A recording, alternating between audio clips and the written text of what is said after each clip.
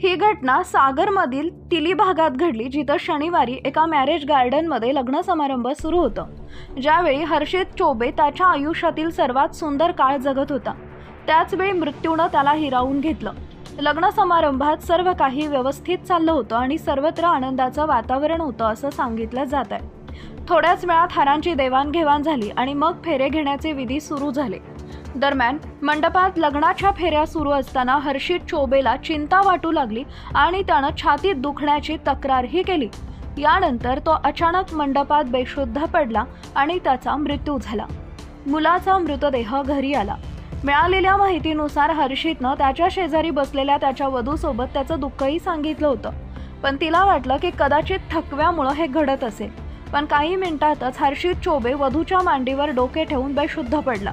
या घटनेमुळे लग्नासाठी आलेले लोक हर्षित चोबेकडे धावले आणि काही वेळातच हर्षित चोबेनं शेवटचा श्वास घेतला। पुजाऱ्यानं मंत्र म्हणणं बंद केलं। यानंतर हर्षितच्या कुटुंबियांनी त्याला ताबडतोब रुग्णालयात नेलं, जिथे डॉक्टरांनी त्याला मृत घोषित केलं। लग्नाऐवजी मुलाचा मृतदेह घरी पोहोचला। यानंतर शनिवारी हर्षित चोबे याच्यावर त्याच्या वडिलोपार्जित गावी जयसिंग नगर इथं अंत्यसंस्कार करण्यात आले।